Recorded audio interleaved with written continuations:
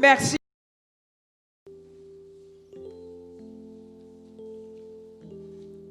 Alors, bonjour tout le monde. Que le Seigneur soit avec nous encore ce matin. Nous allons poursuivre avec ces nouveaux thèmes.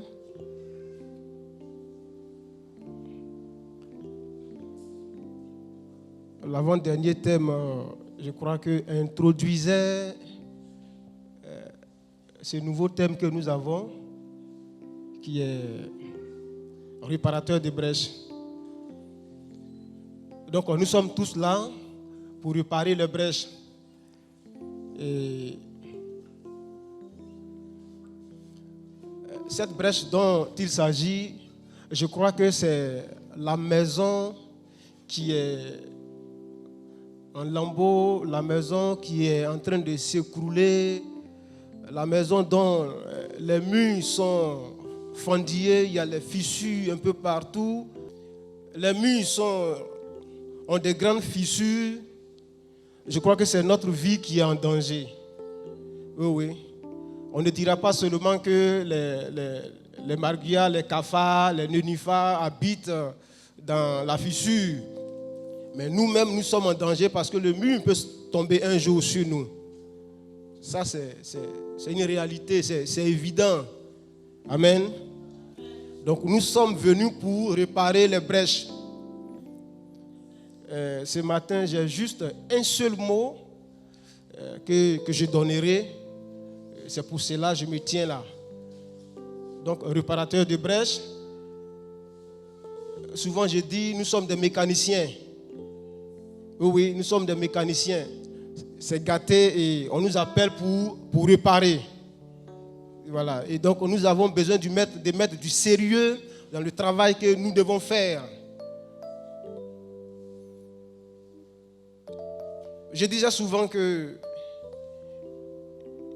si vous connaissez le propriétaire de la maison que vous devez réparer, vous mettrez du sérieux dans votre travail.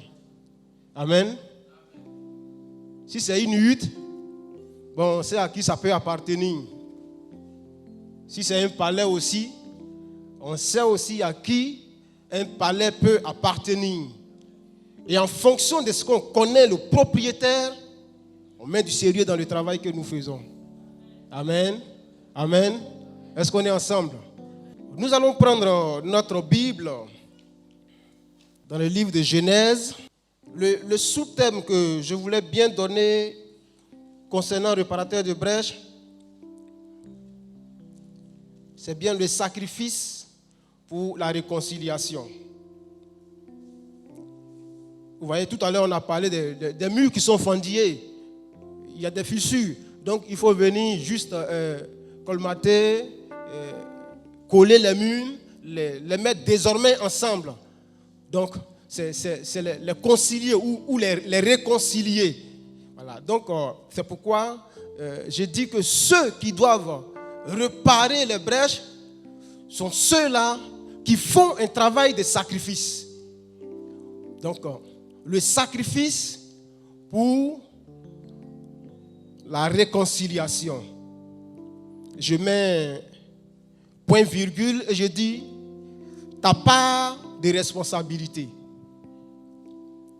Ce qu'il te revient dans ce grand boulot, ce qui te revient, que tu dois faire, la position que tu occupes, là où tu te trouves, pour pouvoir réparer les brèches. On allait même demander quel est ton profil. Oui, si vous êtes appelé à faire un travail, on demande votre CV. Si vous savez vraiment faire ce travail, n'est-ce pas? C'est ça, hein? Voilà, parce qu'on ne prendra pas n'importe qui pour réparer quelque chose. Quand on envoie un R4 quelque part pour réparer, bon, on peut donner à un débrouillard, un mécanicien débrouillard. Mais quand on envoie une Range Rover quelque part, on ne donne pas un débrouillard. C'est ça. Donc, on aura besoin de voir si vous êtes compétent pour le travail.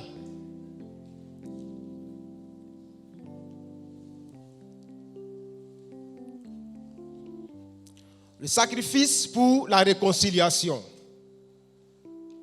Ta part de responsabilité. Et ta part de responsabilité, c'est juste un mot que je dirai à la fin. Juste un mot. Mais nous allons parcourir d'abord pour voir un tableau qui se présente devant nous où Dieu a commencé à colmater les brèches, où Dieu a commencé à faire la réconciliation, où Dieu lui-même s'est engagé. Amen. Alors, prenons le livre de Genèse, chapitre 3. Voilà ici dans ce passage, ce premier homme que Dieu a fait était en Éden. Et il menait toute la bonne vie. Mais quelque chose s'est passé et il va perdre Éden. Il a perdu Éden. Mais jusqu'à aujourd'hui, il cherche à retrouver Éden. C'est ce qu'on est en train de faire. Hein? On veut retrouver notre Éden. Alors, Adam était dans ce jardin. Dieu l'a mis dans ce jardin pour qu'il soit en communion parfaite avec lui, Dieu. Je vais faire la lecture à partir du verset 1. Le serpent était le plus rusé de tous les champs, de tous les animaux des champs que l'Éternel Dieu avait fait. Il dit à la femme, Dieu a-t-il réellement dit, vous ne mangerez pas de tous les arbres du jardin? La femme répondit au serpent, nous en mangeons du fruit des arbres du jardin.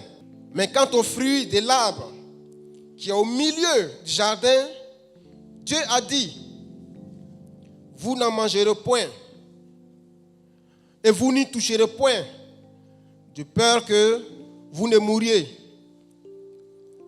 Alors le serpent dit à la femme, vous ne mourrez point. Mais Dieu sait que le jour où vous en mangerez, vos yeux s'ouvriront et que vous serez comme des dieux, connaissant le bien et le mal. La femme vit que l'arbre était bon à manger et agréable à la vue, et qu'il était précieux pour ouvrir l'intelligence. Elle prit de son fruit et en mangea. Elle en donna aussi à son mari, qui était auprès d'elle, et il en mangea. Les yeux de l'un et de l'autre s'ouvrirent. Il connut qu'ils étaient tous nus, et ayant cousu des feuilles de figuier, il s'en fit des ceintures. Alors, ils entendirent la voix de l'Éternel Dieu, qui parcourait le jardin vers le soir. Et l'homme et sa femme se cachèrent loin de la face de l'Éternel Dieu, au milieu des arbres du jardin. Mais l'Éternel Dieu appela l'homme et lui dit, où es-tu? Il répondit, j'ai entendu ta voix dans le jardin et j'ai eu peur parce que je suis nu et je me suis caché. Et l'Éternel Dieu dit, qui t'a appris que tu es nu? Est-ce que tu as mangé de l'arbre dont je t'avais défendu de manger? L'homme répondit, la femme que tu as mise auprès de moi m'a donné de l'arbre et j'en ai mangé. Et l'Éternel Dieu dit à la femme, pourquoi as-tu fait cela? La femme répondit, le serpent m'a séduite et j'en ai mangé. L'Éternel Dieu dit au serpent, puisque tu as fait cela, tu seras maudit entre tout le bétail et entre tous les animaux des champs. Tu marcheras sur ton ventre et tu mangeras de la poussière tous les jours de ta vie. Je mettrai inimitié entre toi et la femme, entre ta postérité et sa postérité. Voici donc ce long récit que nous venons de lire. C'est un des anciens textes. Ces faits qui y sont datent depuis déjà le 6e jour de la création. Amen. Bon, c'est après qu'on a commencé à compter pour dire année. Hein. Sinon, avant c'était les jours, comme Dieu même le fait. Il dit ceci, c'est le premier jour. Ceci, c'est le deuxième jour. Donc, le 6e jour, ces choses vont commencer dans le jardin. Ce texte nous relate exactement ce qui s'est produit dans le jardin d'Éden. Voilà donc un homme à qui Dieu donne tout. Il avait une relation claire avec Dieu. Adam parlait avec Dieu. Il voyait Dieu. Dieu le voyait. La Bible dit chaque soir, Dieu venait dans le jardin pour voir Adam. Dieu l'a mis dans le jardin. Dieu lui dit, garde le jardin. Occupe-toi de ce jardin. Dieu lui a conféré son autorité. Et Dieu lui dit, tu es établi ici comme une image de moi et donne des noms à tout ce que j'ai créé qui se trouve autour de toi. C'est en cela que Adam pouvait dire tel animal s'appelle chien, tel autre mouton, cafard, crocodile, éléphant, lion, panthère. Et il a commencé à donner des noms. Même pour sa femme, c'est lui-même qui a donné le nom. Vous voyez, il était dans ce jardin et tout allait bien.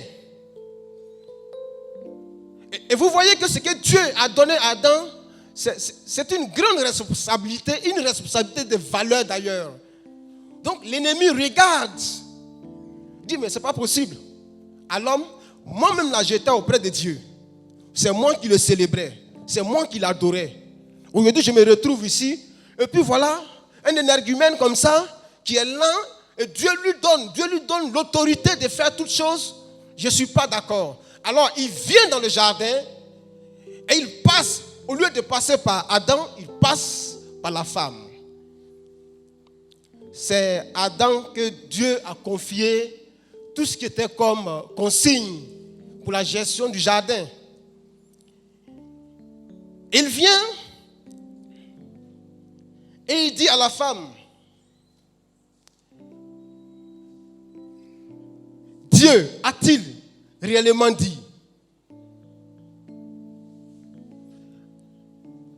Le serpent ne dit pas que Dieu n'a pas dit.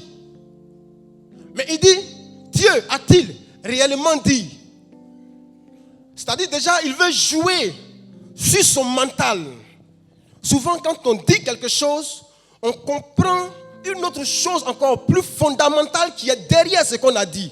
Donc, il vient et il dit, Dieu a-t-il réellement... C'est-à-dire que, est-ce que ce que Dieu a dit là, est-ce que c'est le sens réel que toi tu as entendu?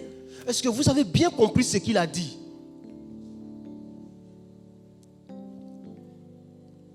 Il dit oui. Dieu a-t-il réellement dit? Et la femme a dit, nous mangeons des fruits de ce jardin, sauf les fruits de cet arbre qui se trouve au milieu du jardin. Sinon, nous mourrons. Et Satan lui dit, vous n'avez pas compris la philosophie de Dieu.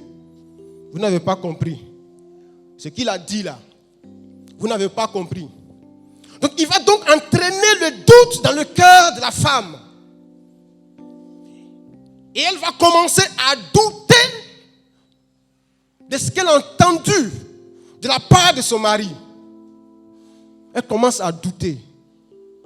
Et pendant qu'elle doute, ses yeux sont fixés sur le fruit. Ce fruit qui présente une beauté pas possible. Elle regarde. Bon, c'est que le monsieur là, il me dit là, est-ce que... On dirait que c'est vrai, hein? Satan lui fait comprendre que Dieu veut toujours vous voir sous sa coupole. Il ne veut pas que vous évoluiez. Vous voyez? Parce qu'il sait que si jamais vous mangez de ces fruits, vous serez comme lui. Qui ne veut pas évoluer? Et donc, il ne faut pas trop compter sur ce qu'il a dit. Moi, je viens te dire que vous pouvez manger ces fruits-là. Mange-les, ça ne fait rien. Donc, on ne peut pas trop rentrer dedans parce que le temps file aussi. Hein? Elle va prendre donc le fruit et elle va manger. En tout cas, quand elle a mangé, elle a vu que c'est excellent. Elle n'a même pas résisté même. Adam aussi n'était pas loin. Il était juste à côté. Il dit, ah tiens chérie, on dirait le truc est bon, il faut voir. Mais c'est à Adam que la recommandation a été donnée. Adam prend le fruit et il mange. À partir de ce moment, depuis le 6e jour de la création, jusqu'à aujourd'hui, nous recherchons Éden. Nous sommes en train de rechercher Éden. C'est pourquoi nous sommes en train de réparer les brèches. Et on a besoin de vrais mécaniciens. On a besoin de vrais maçons.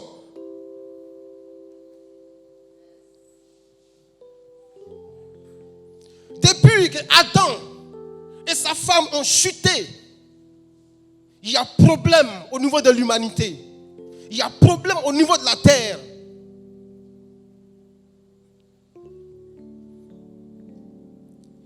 Alors donc le péché va faire son entrée dans la vie de l'homme. Je crois que la Bible dit, tous ont péché et sont privés de la gloire de Dieu.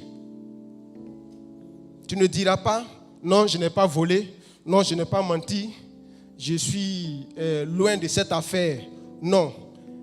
En fait, le sang qui a coulé depuis Adam, c'est ce sang-là qui est en nous. Et il faut un deuxième Adam pour changer les choses. Amen. Donc le péché est entré dans la vie de l'homme.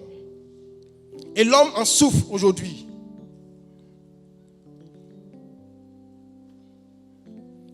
Ça a permis que nous soyons éloignés de Dieu. Si nous prenons le verset 7, on va aller un peu plus vite. La Bible dit, les yeux de l'un et de l'autre s'ouvrirent. Ils connurent qu'ils étaient nus. Donc, dès qu'ils ont mangé ces fruits, dès qu'ils se trouvent nus, leur intimité est exposée.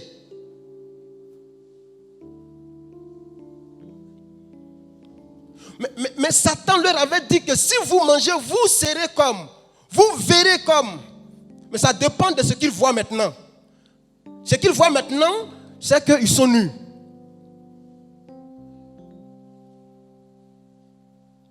Il y a des fruits que vous ne devez pas toucher. Il y a des fruits que tu ne dois pas toucher. Tu risques d'être nu et d'avoir ton intimité exposée aux yeux de tous. Et c'est ce qui fait le problème. Pendant que nous sommes assis même ici, il y a des gens qui ont mangé ces fruits hier même et ils sont là.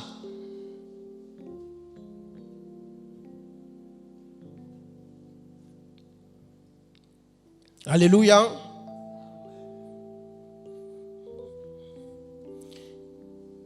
Alors, vous allez voir que quand ils se sont vus nus, l'homme dans sa religiosité, il veut tout faire pour atteindre maintenant Dieu. C'est-à-dire qu'il veut tout faire pour rétablir l'alliance entre lui et Dieu. En fait, la réconciliation dont on parle, l'homme ne peut pas se réconcilier avec Dieu. C'est un peu bizarre. L'homme lui-même ne peut pas, par ses propres moyens, c'est réconcilier avec Dieu. Tu peux te réconcilier avec un autre homme, mais avec Dieu, tu ne peux pas te réconcilier. Amen. Nous allons arriver dessus. Donc Adam a commencé à coudre des habits, des feuilles de figuier, faire en sorte que Dieu ne pouvait plus voir. Et Dieu le cherche, le grand Dieu créateur qui arrive dans le jardin et il dit Adam, tu es où? Dieu ne voit plus Adam.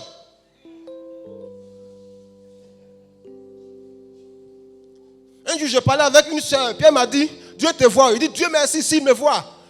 Si Dieu ne te voit pas, c'est encore grave. S'il ne te voit pas, si Dieu, on est assis ici, si Dieu dit tout de suite, levez la main, il y a des gens qui vont lever la main, et puis Dieu ne va pas voir leurs mains. C'est que tu es fort, hein? Et Satan était fort, comme on appelle, Adam était fort comme ça. Dieu arrive dans le jardin, il dit, Adam,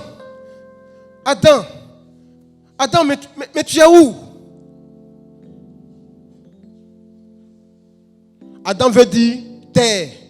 Adam veut dire homme. Terre ou bien homme. Adam, tu es où? Maintenant, il entend la voix de Dieu, mais il ne peut pas le voir. Et Dieu dit, tu es où? Il dit, je suis derrière l'arbre là, c'est là que je suis. Il dit, mais tu fais quoi là-bas? Il dit, je suis nu, papa, je suis nu. Il dit, mais tu as fait quoi et puis tu es nu? Est-ce que tu as mangé du fruit dont je t'avais défendu?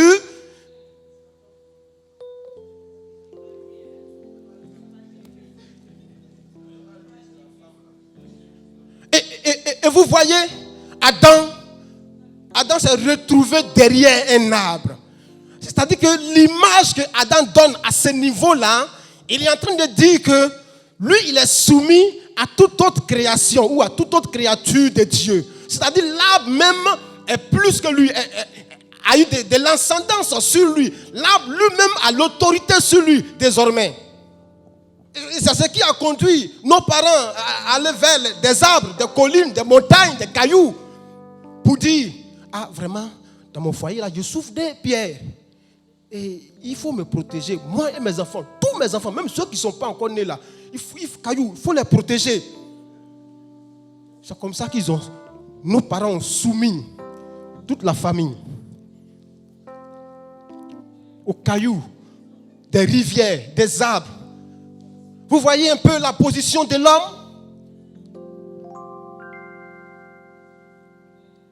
Il dit, je suis derrière l'arbre. Mais tu fais quoi derrière l'arbre?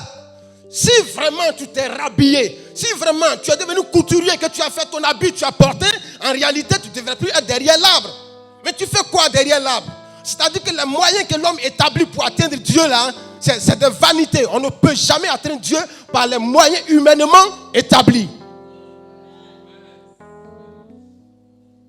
Et il prend sa femme, ils vont derrière un arbre là, et puis bon, il dit il était fort, hein.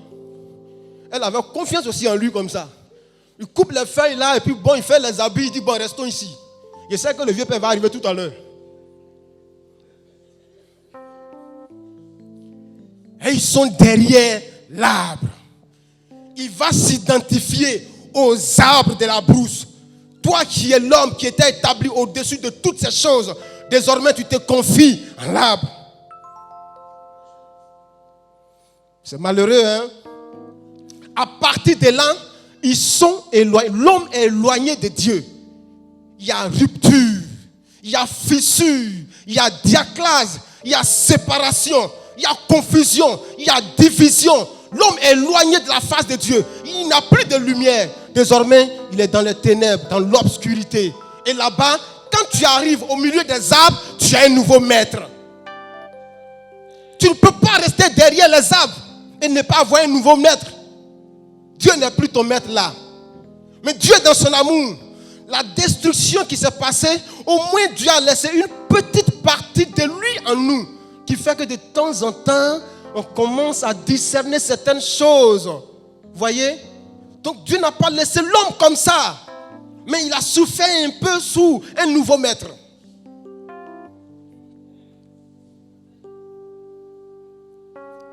Alléluia. Réparateur de brèches. C'est là que la brèche a été créée. Oui, c'est par l'acte de cet homme-là. C'est lui. C'est Adam. On lui demande, tu fais quoi? Il dit, je suis derrière l'arbre. Qu'est-ce qui s'est passé? Et voyez-le un peu dans sa position. Il va continuer dans son péché. Et Adam dit, non.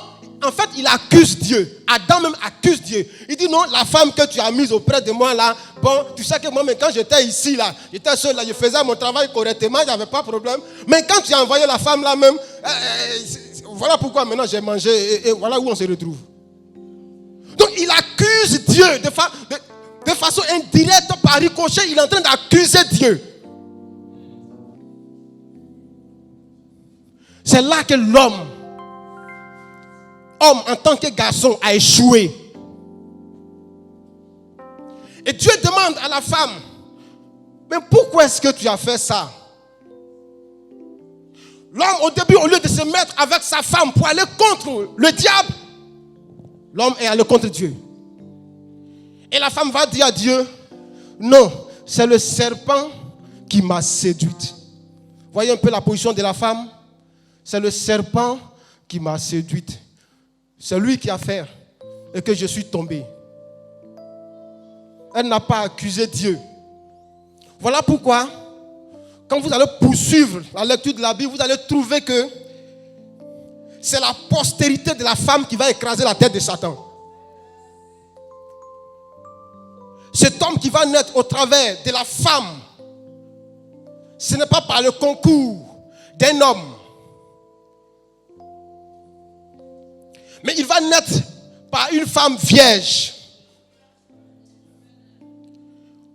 Puisque les semences d'Adam ont été polluées, il ne doit plus participer à cette révélation. Il reste très éloigné. Donc Dieu passe par la femme pour rétablir les choses. Ça veut dire que la femme est un être très fort. Vous comprenez ces choses avec moi? Dieu a commencé déjà à vouloir colmater les brèches. Il a déjà commencé à rebâtir ce qui était détruit. Voyez avec moi, dans cette situation, qu'est-ce que Dieu va faire? Il va tuer un être vivant dans le jardin. Son sang verse pour qu'il y ait désormais le début d'une relation entre lui et l'homme. Et qu'est-ce qu'il fait? Il prend la peau de cet animal pour revêtir ou pour cacher leur nudité. Pour cacher la nudité d'Adam et d'Ève.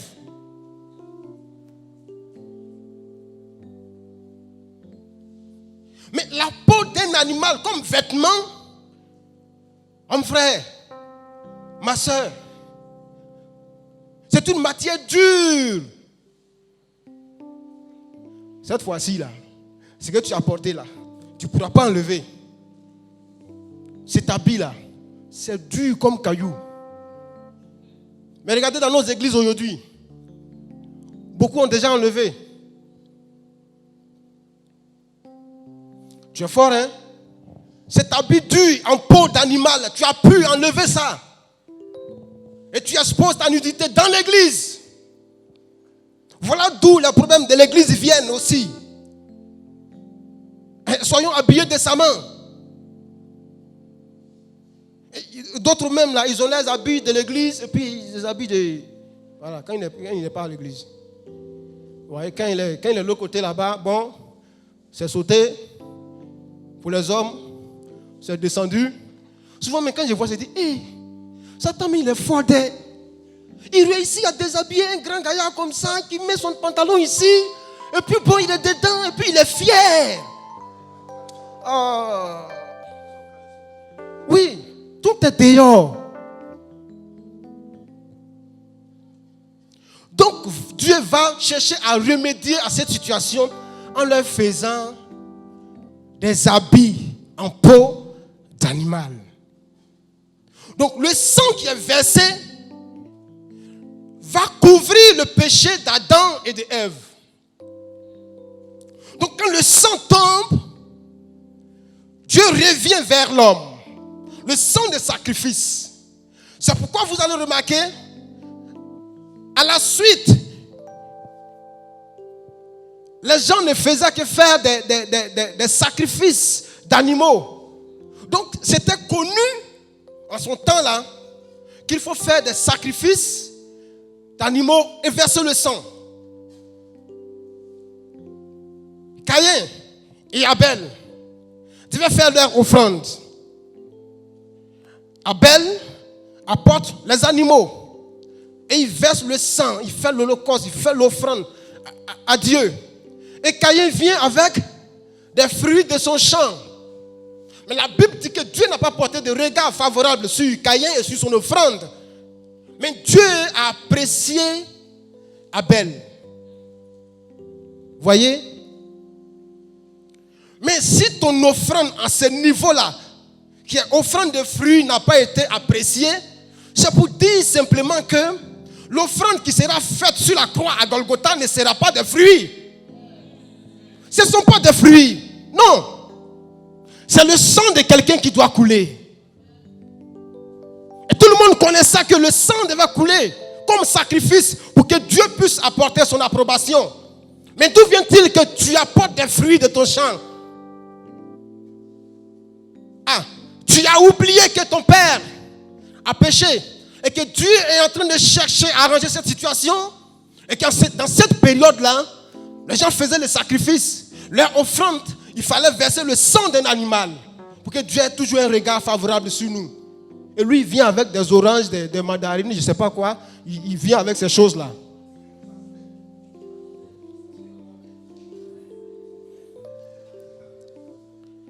Donc, vous voyez un peu la position de cet homme.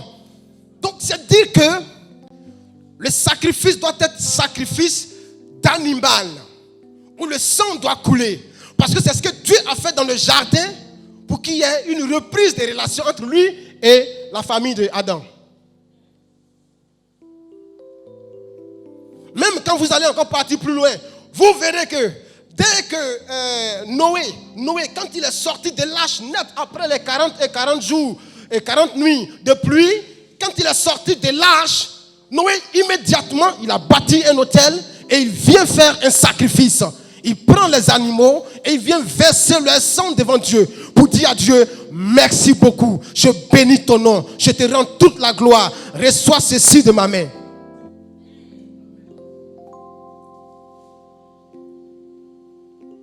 Mais de la même manière que Adam a continué dans son péché en disant, oui, c'est la femme tu as mise au prêtre, au lieu de dire non, ça dit de la même manière, Adam a continué à pécher, l'humanité a continué à pécher. C'est pourquoi depuis on ferme les brèches là et puis c'est compliqué. Et si tu sais qu'on a des brèches à fermer, range ta vie maintenant. Essaie de ranger maintenant ta vie. Ne parle plus comme tu veux. Ne fais plus comme tu veux. N'agis plus comme tu veux. On a des brèches à fermer. Si nous ne réussissons pas à fermer des brèches, les murailles tomberont sur nous. C'est dans cette maison que nous dormons. Vous pouvez dormir votre porte ouverte. Vous chez vous à la maison. Vous pouvez dormir comme ça. Le portail ouvert. Vous pouvez le faire. Et donc, nous allons lire le passage biblique de 2 Corinthiens chapitre 5, verset 18 ou 19 à 20. Je lis la parole. À partir de 18. Et tout cela vient de Dieu, qui nous a réconciliés avec lui par Christ et qui nous a donné le ministère de la réconciliation. Car Dieu était en Christ, réconciliant le monde avec lui-même, en n'imputant point aux hommes leurs offenses. Et il a mis en nous la parole de la réconciliation. Nous faisons donc les fonctions d'ambassadeurs pour Christ, comme si Dieu exhortait par nous. Vous comprenez ça un peu? Comme si Dieu exhortait par nous. Ça veut dire quelque part, sinon ça veut dire si vous vous mettez à parler à un homme, à une femme qui avait le cœur brisé, qui s'est retranché seul dans son coin, si vous vous mettez à faire des exhortations, ne pensez pas à votre propre force. En fait, laissez Dieu faire son travail. C'est pourquoi il dit, il vous a donné le ministère de la réconciliation. Tout à l'heure, j'ai dit que l'homme ne peut pas se réconcilier avec Dieu. Vous allez comprendre. Nous vous en supplions, au nom de Christ, soyez réconciliés avec Dieu. La petite partie là, vous voyez un peu, il dit, soyez réconciliés avec Dieu. Il n'a pas dit réconciliez-vous avec Dieu. Donc il dit soyez réconciliés avec Dieu. C'est-à-dire que la réconciliation elle-même là, son œuvre a déjà été accomplie sur la croix. Son œuvre, l'œuvre de la réconciliation est déjà accomplie sur la croix. Donc là où tu es assis, la seule chose que tu peux faire, tu n'es que bénéficiaire de l'œuvre sacrificielle de Christ sur la croix en notre faveur. Sois bénéficiaire. Et cela passe par quoi? Par l'obéissance à ce que Dieu te recommande. Amen.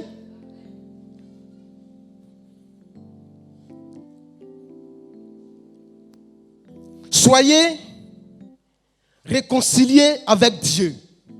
Avec Dieu, nous devons être réconciliés. Le prix est déjà payé. Le sacrifice est déjà fait. C'est ce que toi, tu ne pouvais pas faire. C'est ce que Adam ne pouvait pas faire. Et qu'est-ce qu'il a fait? Ce n'est pas des feuilles qu'il allait prendre. Il a pris des feuilles.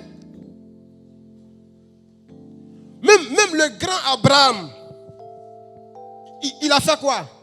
Il a donné quelque chose d'autre ou bien il a donné son enfant? Est-ce qu'il s'est donné lui-même? Christ s'est donné lui-même pour toi, sachant très bien que tu es incapable. Nous sommes frappés d'incapacité. C'est impossible pour nous de nous réconcilier avec Dieu. Nous ne pouvons pas jouer ce rôle. Mais la chose est déjà faite. Christ a déjà fait la chose. Si tu te soumets à cette œuvre, c'est là que tu es réconcilié. En fait, tu es réconcilié. Tu ne te réconcilies pas avec Dieu. Tu peux te réconcilier avec ton frère, avec ta soeur, mais avec Dieu, tu dois être réconcilié. J'espère qu'on se comprend. Hein? C'est pourquoi il dit, soyez réconciliés avec Dieu. Et Dieu va commencer à mener le combat en faveur de l'homme.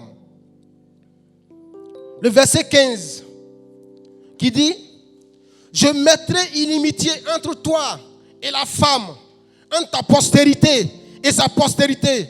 Celle-ci t'écrasera la tête et tu lui blesseras le talon. Vous voyez un peu? Déjà, Dieu a commencé, lui-même il a commencé à mener le combat. Il dit, je mettrai inimitié. Toi le diable, toi Satan, toi le serpent qui a été utilisé, je mettrai inimitié entre toi et la femme. La postérité de la femme écrasera ta tête. C'est pourquoi Christ, qui est né de la Vierge Marie, elle va partir jusqu'à Golgotha, sur cette montagne. Et quand vous voyez l'image de cette montagne, c'est comme un crâne, c'est comme une boule, c'est comme la position d'une autorité suprême au-dessus d'une région, au-dessus du monde, où les gens mouraient. Vous voyez, Christ va donc monter cette montagne. Il va avec sa croix sur l'épaule et il va monter jusque là-bas et il plante sa croix sur la montagne de Golgotha pour dire, je marque de mon autorité suprême, je marque de ma suprématie ici. Par ma souveraineté, je marque de mon autorité sur cette montagne. À partir qu'aujourd'hui, je suis le chef, je suis suprême, je suis souverain, je suis providence, je suis au-dessus. Il n'y a pas de comparable. Je suis unique en mon genre. Je parle et la chose arrive à l'existence. Il n'y a pas de comparable. J'ai dit et la chose est venue. Vous voyez la position de Christ qui vient sur cette montagne. Et il est né de la Vierge. Pas avec le concours d'un homme qui vacille devant les situations. Qui dit non, la femme que tu as mise auprès de moi là, c'est elle qui a fait ceci, c'est elle qui a fait cela. Depuis que l'homme a échoué, Dieu passe le flambeau à la femme. Oui. Depuis quand une femme est tombée sainte seule. Même vos sciences que vous faites aujourd'hui. Vous partez prendre l'autre côté, vous venez mettre de l'autre côté. C'est pas ça? C'est ça, non? Mais ce n'est pas ce que Dieu a fait. Notre Dieu, il est magnifique. Il est puissant. Il n'a pas de comparable. Il n'a pas de comparable. Même ceux qui ont crié dans les mosquées, ils n'ont rien fait de bon. Ils ont échoué. Oui, Rose-Croix a échoué, Bouddhiste a échoué, Ekanka a échoué, Krishna a échoué, Yoga a échoué. Ils ont tous échoué. Ils sont tombés à terre. Mais Christ est sorti victorieux du tombeau. Je parle de lui parce que je sais de quoi il est capable. C'est Dieu. Il est puissant, il est magnifique. Si, il est magnifique. Ne regarde plus à ton petit problème pour être abattu devant lui. Non, aie confiance en lui. Dieu peut faire pour toi. Le Seigneur Jésus que je connais peut faire pour toi. Il est plus que capable pour toi. Il est plus que capable de te faire sortir de là où tu te trouves. Mon Dieu est plus que capable. Oui. Mon frère, ma soeur, ne viens pas à l'église simplement pour admirer quelqu'un. Cherche à comprendre le sens de la révélation que Dieu te donne. C'est ça aussi notre problème là. Beaucoup viennent, ils sont des juristes. Ils sont assis. Je pense qu'ils prennent note. Il est en train d'écrire, bon, comment il est habillé là même. Bon, je note aujourd'hui ici, il est mal habillé. Bon, je suis là, c'est un peu bizarre. Bon, lui-même, il ne parle pas bon français. Nous, on n'est pas venu apprendre français ici. Moi, maintenant, ma propre langue là, je ne parle pas comme ça. Si je me suis débrouillé pour parler en français comme ça, gloire à Dieu. Ou bien?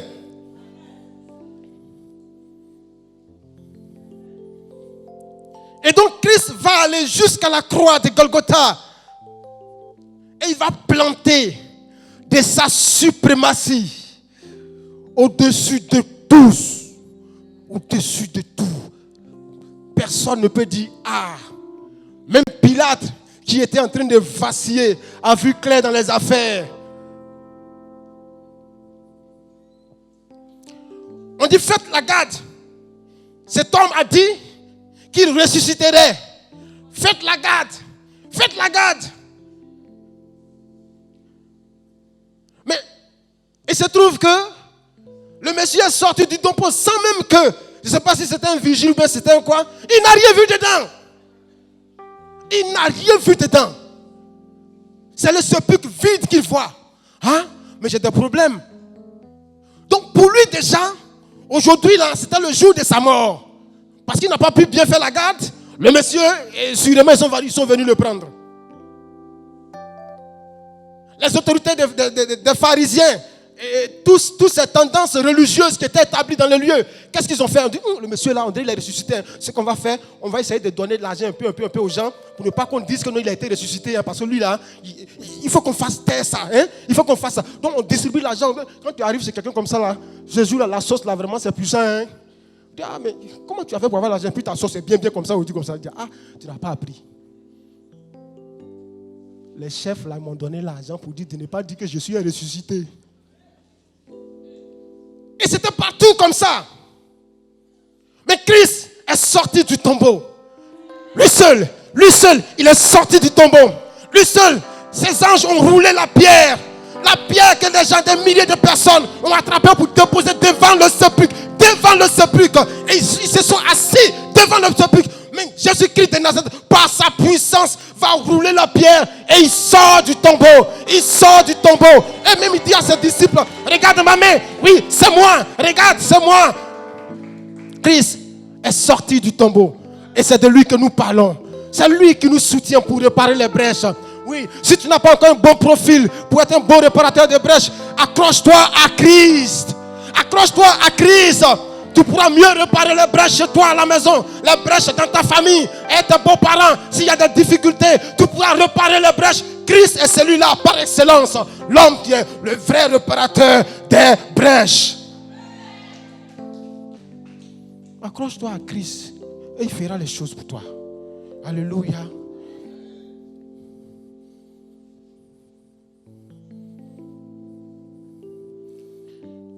Dieu donc qui commence le combat en faveur de l'homme, il va d'abord demander à l'homme, voici ton nouveau habit. Habit ça là, il faut porter. Et puis quitte ici, quitte le jardin. Je ne veux plus te voir ici. Moi je vais faire ton combat, mais quitte le jardin. Vous voyez, c'est comme ça que Dieu a mis l'homme. Si je dis même que Dieu a mis l'homme dehors, là, c'est comme si c'est injuste. L'homme s'est mis dehors. Il est parti du jardin. Il ne pouvait plus rester là. Alléluia. Ok. C'est comme ça que l'homme est parti. Il dit, mets-toi ailleurs. Porte cet habit-là pour mener le combat aussi de ton côté. Moi, Dieu, je vais aussi prendre le combat entre mes mains.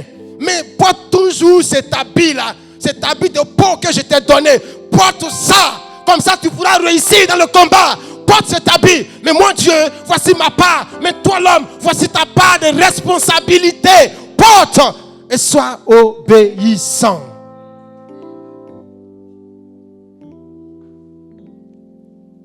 Alléluia. Réparateur de brèches. Est-ce que tu as ton habit? Dans tout corps de métier, le personnel est reconnu par quelque chose. Soit il y a une liste, soit il y a un revêtement. Si c'est dans l'armée, on les reconnaît. Amen.